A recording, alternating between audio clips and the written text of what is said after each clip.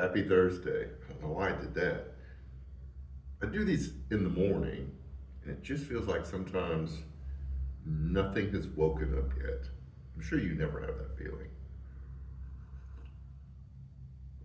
Hope you're having a good week. Okay. Um, the question is going to be buried deeper into this video. We finished our question series. I felt like it was received really well. A lot of conversation still lingered in Man Cave this past Monday night. We may do the question series again with new questions. So, anyways, let me start with this true story. I know when a pastor says that, you go like, sure, but you can look this up. There was an experiment that was done. I believe it was done at a religious institution. I don't know if it was a Christian college or a seminary. Um, but they wanted to see if teaching certain stories would cause a change in people's behavior. So they had a classroom and they kind of went through the what's called hermeneutics. There's the deep study of the story of the Good Samaritan in the normal class. And then they told the class that they had to move to another class across the campus to finish um, the lecture. And they told one group of students um, that they had 20 minutes to get there. And then they told another group of students that they had 10 minutes to get there because they needed to get them there early to finish this task. Now, obviously, you probably can see where this is going. In their path, they put someone who was dressed up like a homeless person who's experiencing some physical discomfort. They were moaning and asking for help. Those who had 10 minutes to get to the other side of campus did not stop to help, even though that they had heard a sermon or a teaching on the Good Samaritan who stopped and helped somebody on his journey. Those who had 20 minutes, not all of them stopped, but several of them stopped because they had more time. And there was a realization or understanding that came out of the study that one of the most detrimental elements or things that we allow into our life is hurry. That we feel rushed, we feel behind, we feel like we don't have enough bandwidth, enough time, enough energy to get accomplished what we get accomplished. And it actually lessens our compassion and our empathy. Have you ever felt that way? Have you ever felt so rushed that you've got to get to the end of a job or a task, and that your sole goal is to mark it off your list, that you have a tendency to blow past things? There are times when Janet's got something on an evening, or in the past she was out of town, and I'm not a big order out person. I mean, I like eating out, but I'd rather just cook at home. And so if I'm cooking my own meal, I found I have this thing inside of me that wants to rush through the prep process so I can hurry up and eat.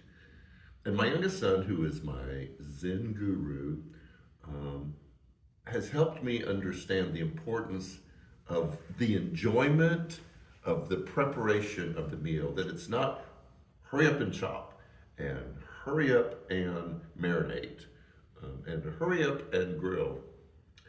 That there is this enjoyment that can be garnered from the process of actually prepping the meal, of allowing myself an unhurried preparation of my meal.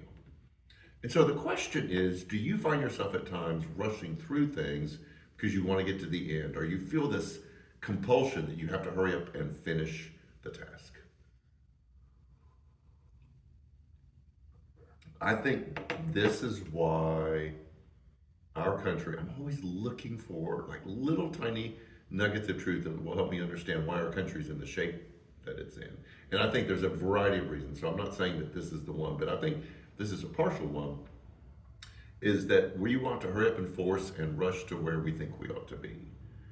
And we're unwilling to allow ourselves to enter into this process of us becoming the person we need to be and then having influence on our world around us to move this country to where we believe it represents real Christian values. And so this Sunday, we start a new series called Fight Club. And the first rule, and I have to break the first rule, we have to talk about it, is fight the urge for unnecessary urgency. Now, there are things that you have to get done, and I get that. But not everything is sky is falling, hair on fire. And I want us to gain from this Sunday an understanding that there is this giant historical movement of work that God is doing, and we get to jump into that river of the movement of this work and be a part of it. And that is where we find connection with God and we find satisfaction in what we're doing. So this Sunday we begin Fight Club. We're talking about it with fighting unnecessary urgency. We are getting to a little bit slower time in our church life because we're getting to the end of the school year. We had Man Cave. Women's Bible Study is still meeting. We will have another Man Cave in June. We've got to move the May one into June. Everything you need to know is online. Watch the service on Sunday and you'll see all of the announcements. We're working back on the announcement video. We've got to work out some bugs to get that done. We had elders meeting this past week, and we've got a lot of stuff coming up in the summer and in the fall. New things to challenge you, and so we want to prepare you for that. Breakfast for the women of our church on Mother's Day, not just biological moms, but all of the women who serve us, their families, and this community. And then the women of Worth will do that on Father's Day too. So mark your calendars for both of those. So I know this went a little bit long, but you know what? There's no rush. Allow yourself the gift of not being unnecessarily rushed, urgent, something like that. So anyways, have a good rest of the week, and we'll see you Sunday.